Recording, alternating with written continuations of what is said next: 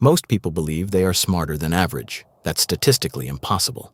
But the real problem isn't arrogance. It's that the brain hides its own blind spots so well, you can live inside them for years and never notice. By the end of this, you'll know exactly where yours are, and you'll have one move you can make today to start closing the gap. Here's what's actually happening. Your brain built a version of you, a confident, capable version.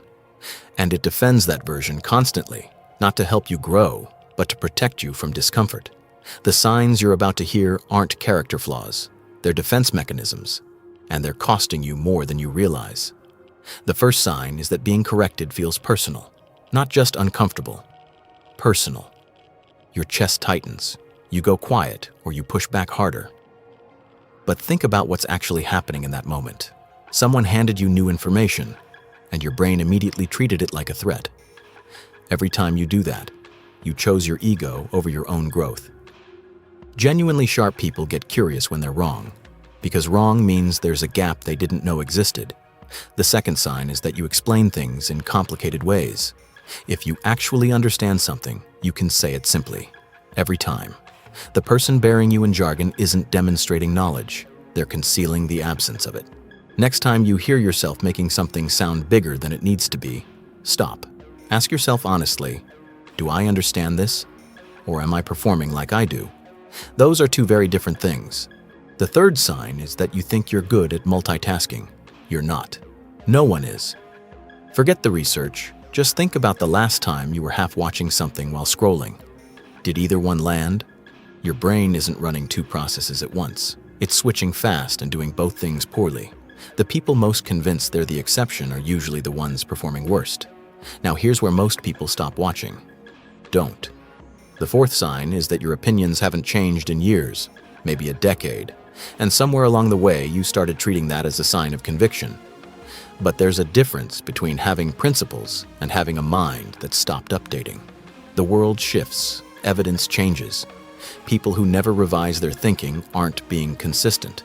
They're just staying frozen somewhere that felt safe.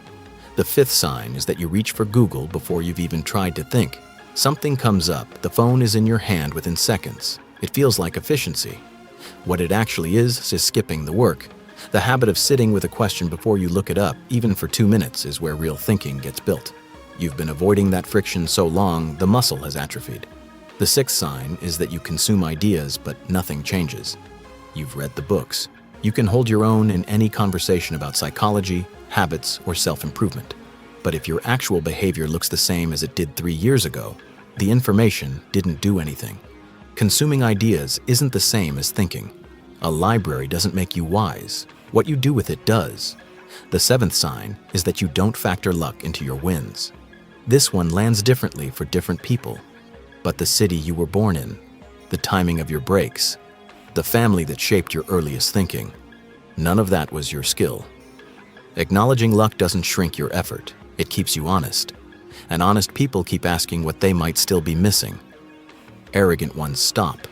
The eighth sign is the quietest. You're more comfortable talking than listening. Not because you're selfish, because your brain moves fast. You're already forming your response before the other person finishes. You already know where this is going, except sometimes you don't. And the thing you needed was in the part you tuned out. Here's the one move that changes everything, starting today. Take the sign that stung the most, not the one that felt least relevant, the one you wanted to skip over. For the next 24 hours, just watch yourself in that pattern. Don't try to fix it yet. Just catch it. Because you cannot change a habit you're still pretending doesn't belong to you. The people who grow the most aren't the ones who already believe they're sharp. They're the ones willing to find out where they aren't. If this hits somewhere real, share it with someone who'd say they definitely don't need to hear it. That's exactly who does.